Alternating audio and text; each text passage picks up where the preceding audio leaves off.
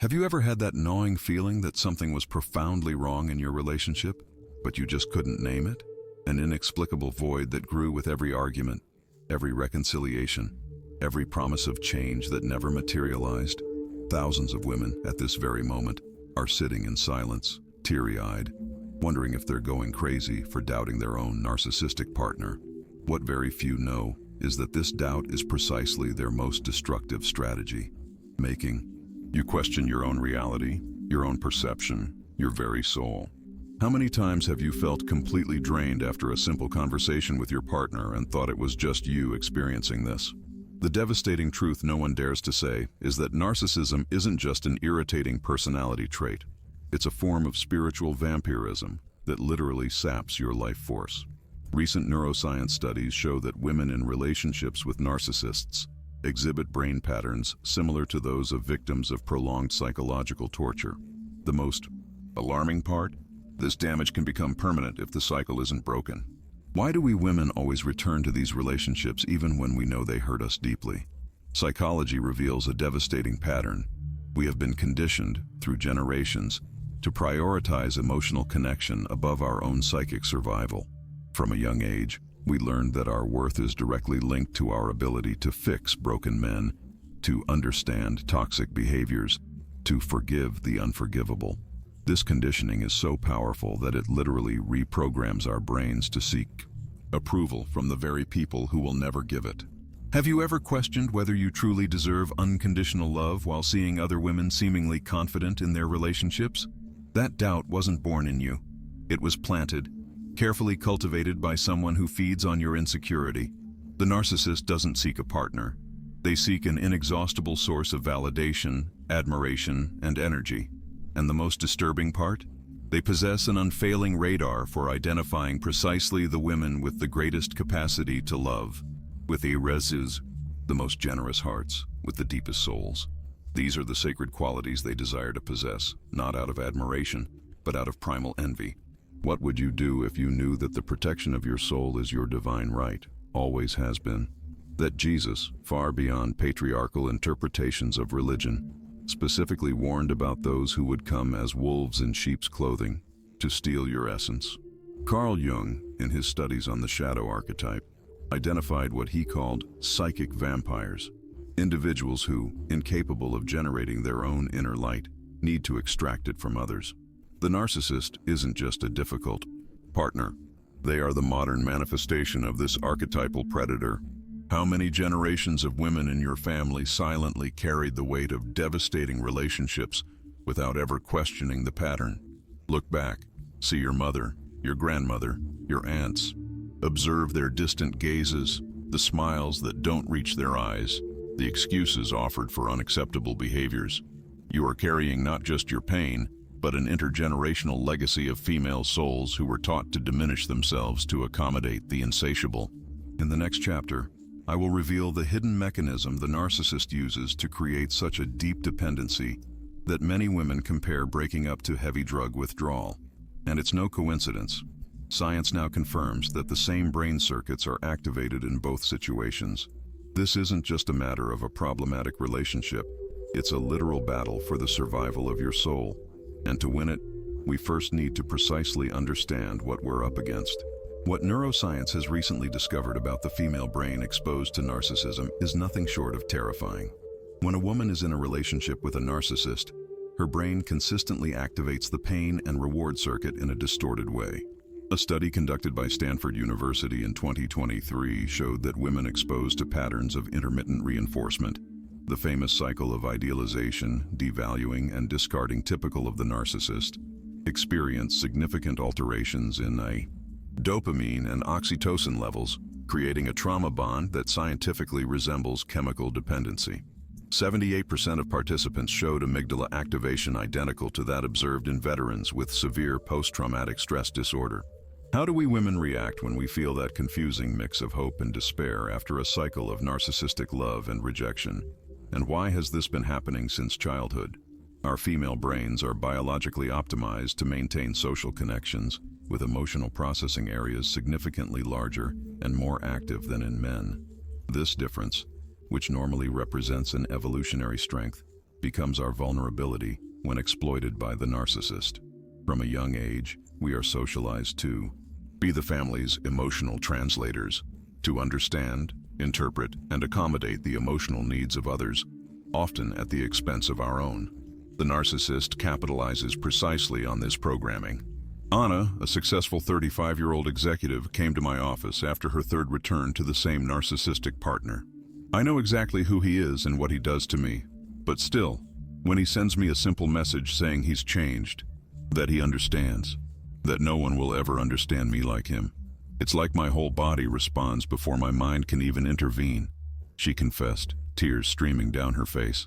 Last week, he looked me in the eyes and said, "No one will ever love you like I do, because no one else can see your flaws and still choose to stay."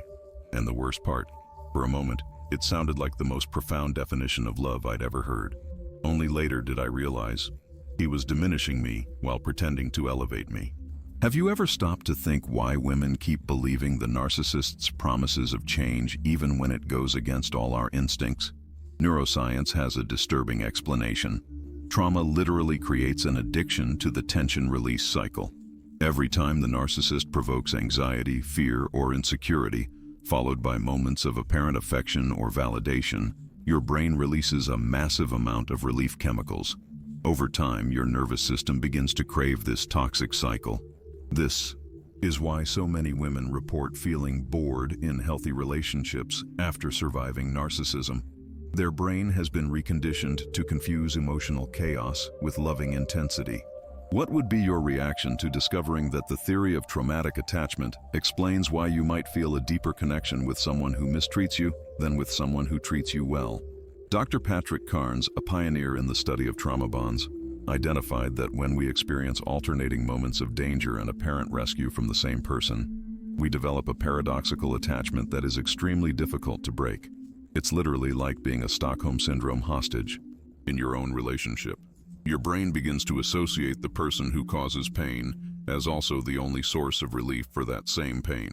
Why is it that from a young age we learn that true love must hurt, that jealousy is proof of affection, that the intensity of drama is indicative of the depth of feeling, when in fact we should learn that healthy love brings peace, stability, and security? The culture industry constantly feeds this distortion. From fairy tales that romanticize female suffering to contemporary films that normalize possessive control as an expression of love, the narcissist exploits precisely this cultural conditioning, making you believe that the absence of drama means the absence of true love. How many times have you felt that visceral intuition that something was profoundly wrong, but immediately dismissed it as an overreaction, paranoia, or insecurity? This is the most devastating consequence of narcissistic abuse, the systematic dismantling of your intuition. Neurologists now confirm that intuition isn't something ethereal or imaginary. It's the brain's ability to process subtle information below the threshold of consciousness. The narcissist methodically works to disconnect you from this natural protection system, making you constantly doubt your most accurate perceptions. In the next chapter, I will reveal the 3 secret strategies the narcissist uses to keep you trapped in an endless cycle of returns, and more importantly, the psychological and spiritual countermeasures that can finally free you from this emotional labyrinth. The healing journey requires more than intellectual understanding. It requires a reconnection with your soul, the part of you the narcissist fears most, because it is the only part that can truly recognize them for who they are. What is rarely revealed about narcissism is that it operates through a sophisticated system of psychological control that has surprisingly spiritual roots. The first strategy you need to understand to never return to the narcissist again is what psychologists call the annihilation of shared reality. Unlike what many believe, the narcissist doesn't distort your reality only through obvious lies. The process is much more insidious and occurs in almost imperceptible layers. It begins by questioning your small perceptions. That's not exactly how it happened. You're always overreacting. Your memory has never been good, until gradually you lose trust in your own ability to interpret the world. This technique has a disturbing spiritual component that Carl Jung identified in his studies on psychic manipulation. By systematically making you doubt your perceptions, the narcissist is actually attacking your connection to the divine. Jung believed that our ability to perceive truth is intrinsically linked to our soul. It is our inner compass, our connection to the sacred. Jesus warned about this when he said, "If the light within you is darkness, how great is that darkness?" When you allow someone to distort your perception of reality, you literally surrender access to your soul. What if I told you that the most effective strategy against narcissistic gaslighting is exactly the opposite of what we've been taught? We've been conditioned to doubt our perceptions when confronted with disagreement. Maybe I'm wrong. Maybe I misinterpreted. This humility, which would be a virtue in healthy relationships, becomes your prison with a narcissist. The counterintuitive countermeasure is to adopt a practice of radical validation of your own perceptions. This means daily journaling your experiences in a diary the narcissist doesn't have access to, consistently sharing situations with a trusted person not under their influence, and adopting the mantra, "My perception is valid, even if imperfect." The second secret strategy used by the narcissist is what experts call controlled intermittent reinforcement, the calculated administration of emotional rewards to maximize your dependency. Studies with animals have shown that when rewards are given at unpredictable intervals, the behavior to obtain them becomes more persistent than when they are guaranteed. The narcissist intuitively understood what scientists proved decades later. Unpredictability creates addiction. They alternate moments of intense affection with icy rejection, not out of emotional instability, but as a deliberate control strategy. The psychological method to break this addictive cycle is surprisingly simple, though emotionally challenging.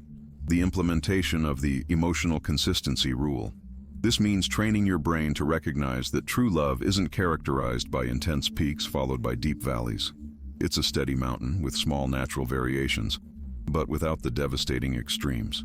In practice, this requires you to develop the emotional discipline to be wary of excessive displays of affection, especially after periods of abuse or absence, recognizing them not as genuine reconciliation, but as a calculated part of the abuse cycle. Would you have the courage to break the female pattern of always giving one more chance, even knowing that it might make you seem cold or unforgiving? This is precisely the third strategy to never return to a narcissist, the decolonization of forgiveness. Our society, deeply influenced by patriarchal interpretations of spirituality, has taught women that forgiving necessarily means re-establishing a relationship. This is a powerful distortion that keeps women trapped in cycles of abuse. True forgiveness, as taught in the deepest spiritual traditions, doesn't require reconciliation. It requires liberation. Jesus himself, often cited to pressure women into staying in abusive relationships, set clear boundaries and distanced himself from those who exhibited narcissistic behaviors. When the Pharisees tried to manipulate him, he didn't give one more chance. He confronted them directly and kept his boundaries intact. Authentic forgiveness that liberates your soul doesn't mean saying, "Let's try again." It means saying, "I release you from the responsibility of making me happy, and I release myself from the cycle of waiting for you to change." What would change in your life as a woman if the ability to set and maintain healthy boundaries became your new daily reality? If you could instantly recognize manipulation tactics and respond not with emotional re-engagement, but with conscious detachment. Freedom begins when you understand that the narcissist doesn't fear your anger. He uses it to prove you're unstable. He doesn't fear your tears. They fuel his sense of power. What he truly fears is your authentic indifference, the moment you genuinely no longer care about his opinion of you. How many of us were taught that true love forgives everything, when in fact true love respects boundaries is what really works? This distortion of the concept of unconditional love is perhaps the most powerful weapon in the narcissist's arsenal against spiritual women. He knows that your desire to love unconditionally can be exploited to accept unacceptable behaviors. Liberation comes when you understand that unconditional love doesn't mean the absence of conditions in a relationship. It means that your worth as a human being is independent of whether or not you are in a specific relationship. If you could go back in time and teach something to the girl you once were, what would be the difference between self-sacrifice and true love? How would you explain that your capacity for deep love is a sacred gift that must be protected, not exploited? In the next chapter, we will address the inner transformation necessary so that you will never again be vulnerable to narcissistic seduction, rebuilding not only your identity, but your connection to the divine that was systematically attacked. during your relationship. A revelation that few women receive during recovery from a narcissistic relationship is that the true battle isn't external, but internal. The narcissist didn't create your vulnerabilities. They identified them with surgical precision and systematically exploited them. The inner transformation begins with this uncomfortable truth. Something within us resonated with the narcissist. Psychologically, this is called a complementary wound, the wounded part of us that perfectly fits the wounded part of him, like pieces of a toxic puzzle. For many women, this complementary wound has a name: the good girl.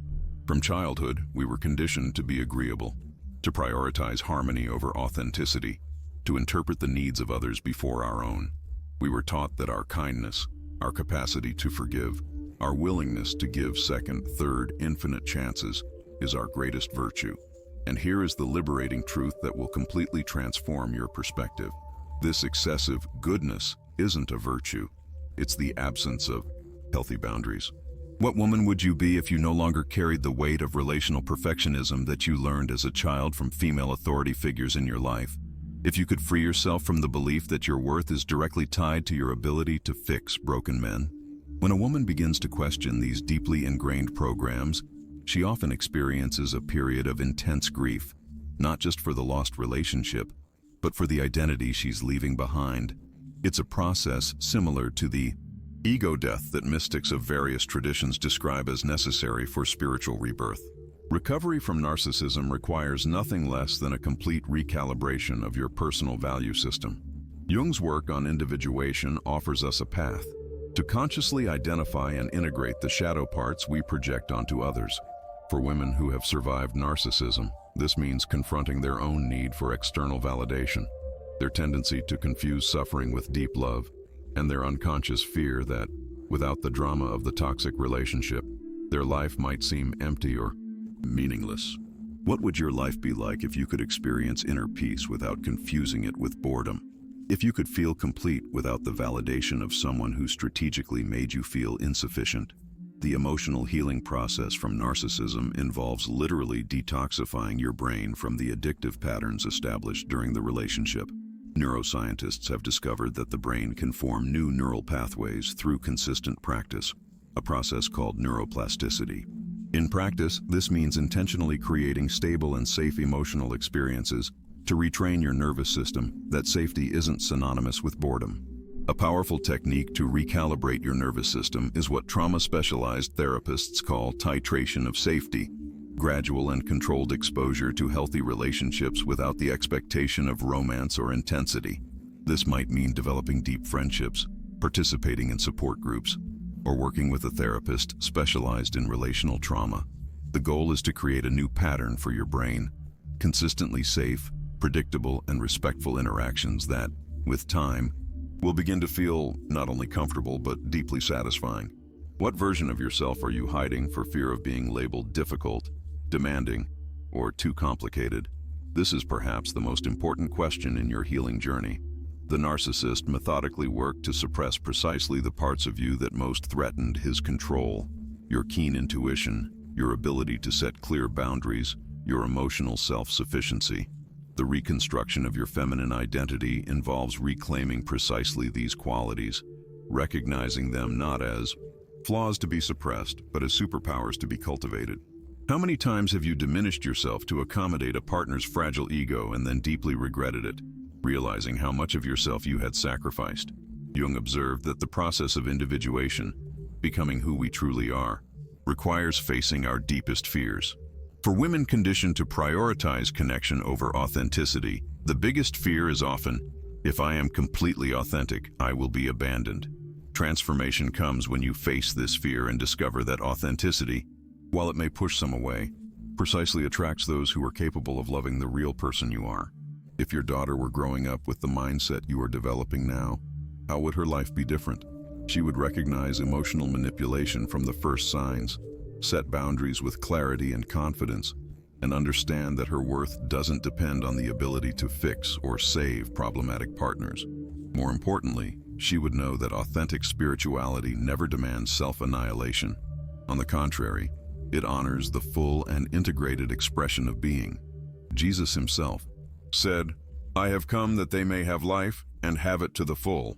This abundance is not material, but existential, the ability to fully inhabit your own life. In the next chapter, we will transform all this understanding into a practical and irrefutable action plan, focused not only on how to avoid returning to the narcissist, but on how to rebuild your life from a completely new foundation. Implementation requires more than knowledge. It requires a daily commitment to specific practices that, over time, not only heal the wounds of the past, but literally rewrite your relational future. The action plan I will share now has been refined through decades of work with women recovering from narcissistic relationships. It's not just a set of suggestions, it's a complete system of self-protection and personal reconstruction. The first step, and perhaps the most crucial, is what we call total contact detox. Unlike the simple no contact that many recommend, this approach recognizes that the bond with a narcissist occurs on multiple levels: physical, emotional, mental, and energetic, all of which need to be consciously broken. In practice, this means eliminating absolutely all points of contact, blocking numbers, removing social media connections, establishing clear boundaries with shared friends and family, and even considering changes in your routine to avoid accidental encounters. The often overlooked component of this detox is the energetic aspect. You need to perform a conscious cord-cutting ritual, whether through guided visualization, specific prayer, or another method that resonates with your personal spirituality. This is not a superfluous mystical detail. It is a psychological need to signal to your unconscious that the connection is truly over. The second step is to implement what trauma experts call the trigger containment protocol. Your brain has been conditioned to respond to specific stimuli associated with the narcissist: a particular song, a scent, certain significant dates, even text or language patterns. Scientifically, these triggers activate your stress response system, creating momentary vulnerability during which rational decisions become compromised. You need to methodically map all these triggers and create specific containment strategies for each one. For unavoidable triggers like birthdays or significant holidays, prepare in advance by creating new rituals and surrounding yourself with people who reinforce your decision. For unexpected triggers, such as finding his belongings months later or passing by places you frequented, develop an emotional first aid practice, a specific sequence of breathing, affirmations, and physical actions you can implement immediately to prevent the trigger from unleashing a cascade of emotional reactions. What is the first step you will take today to rebuild your foundation of internal security? And how will you stand firm when the longing for the familiar, even if toxic, arises? Women who successfully break permanently from narcissists establish a non-negotiable daily practice of reconnecting with their own internal authority. This can be as simple as starting each morning with 20 minutes of free writing, documenting your insights, dreams, and decisions without filter or censorship. Goal is to restore trust in your own voice, systematically silenced during the abusive relationship. One of the biggest traps that prevents women from fully implementing their liberation plan is what psychologists call post-relational cognitive dissonance, the persistent difficulty in reconciling the idealized image you hold of your partner with the reality of their behavior. To overcome this obstacle, develop a reality file, concrete, accessible documentation of incidents that clearly demonstrate the abusive pattern. This is not an exercise in cultivating resentment, but a therapeutic tool to anchor yourself in the truth when your brain tries to romanticize the past. In parallel, it is essential to implement a reward replacement protocol. The narcissistic relationship, despite all its destructive aspects, provided certain neurological rewards: emotional intensity, occasional validation, even the adrenaline of conflict and reconciliation. Your brain developed a dependence on these rewards. Consciously identifying what these rewards were and developing healthy alternatives is crucial. For some women, this means finding emotional intensity through art, deep spirituality, or physical challenges. For others, it means learning to derive validation from personal achievements and genuine connections. If not now, when will you decide to prioritize your emotional and spiritual security above the familiarity of suffering? A powerful tool to solidify your decision is what we call a future commitment letter, a document written to your future self, detailing exactly what the reality of the relationship was like, how you felt in your worst moments, and what warning signs you ignored. This letter serves as a temporal anchor when, months later, selective memory begins to distort the past. To overcome the shame that often accompanies the experience of having been manipulated, implement the practice of strategic sharing, carefully identifying trusted people with whom you can reveal parts of your experience, not for external validation, but for healthy social reintegration. Isolation is one of the narcissist's greatest allies, even after the relationship ends. Breaking this isolation consciously and structured is essential for your complete recovery. What woman in your life needs to know about the patterns of narcissistic abuse? And how will you approach the subject with her without seeming controlling or paranoid? The transmission of knowledge is a powerful healing tool, not just for the recipient, but primarily for the sharer.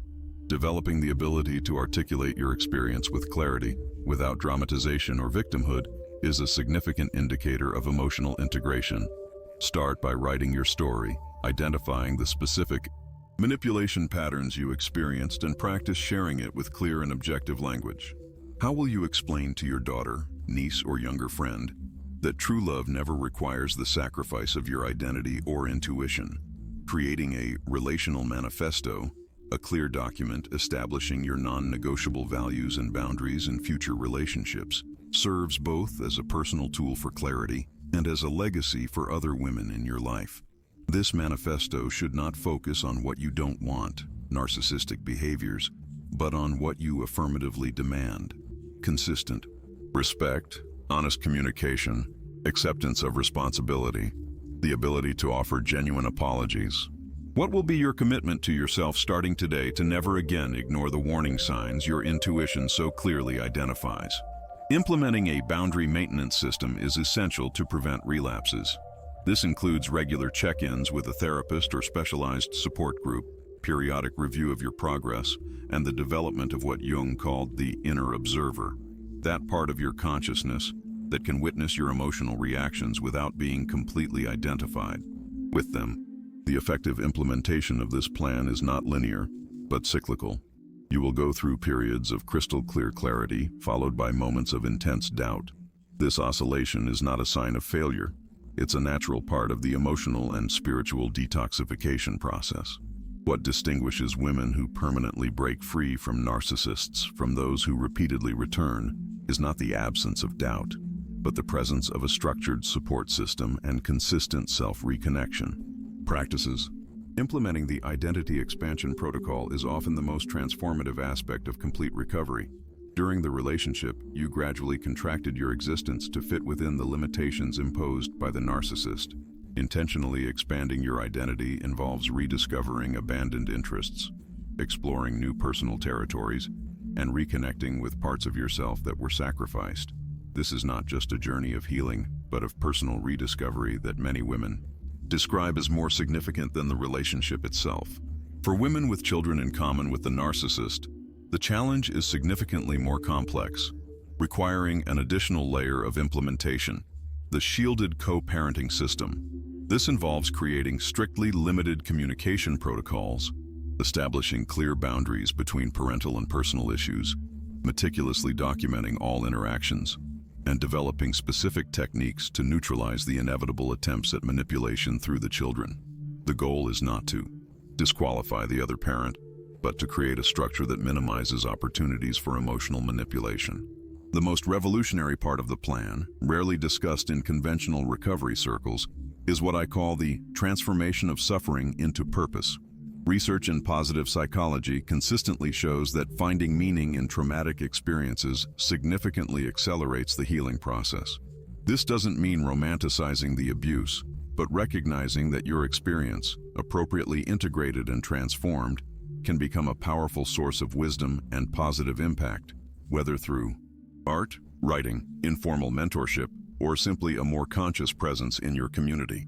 The full implementation of this plan doesn't happen overnight. It's a journey of months, often years, with progressive milestones of liberation. The good news? Each small step, implemented consistently, produces cumulative results, creating a virtuous cycle of empowerment. The woman who begins this process today is not the same woman who will complete it. She will become progressively stronger, clearer, more connected with herself, and, paradoxically, more capable of genuine intimacy with others who deserve her light. The final and most liberating truth about complete recovery from narcissism is that it doesn't end with overcoming the specific relationship. It ends with overcoming the relational pattern that allowed that relationship in the first place. When you fully implement this plan, you not only free yourself from a specific narcissist, you free yourself from the psychological, cultural, and spiritual matrix that creates the toxic complementarity between narcissists and empaths, between emotional, predators and prey, between vampires and energy sources. Start today, this very moment, not with grand dramatic gestures, but with a small act of self-determination. Write the first entry in your reality journal. Block a contact channel. Share a fragment of your experience with someone safe. Breathe consciously for 5 minutes, reaffirming your own perception. The revolution of your liberation won't happen in one grand cinematic moment. It will happen in hundreds of small daily choices, each affirming, I matter. My perception is valid. My soul is sacred. And I will never again hand over the keys to my being to someone who doesn't know how to truly honor the privilege of knowing me.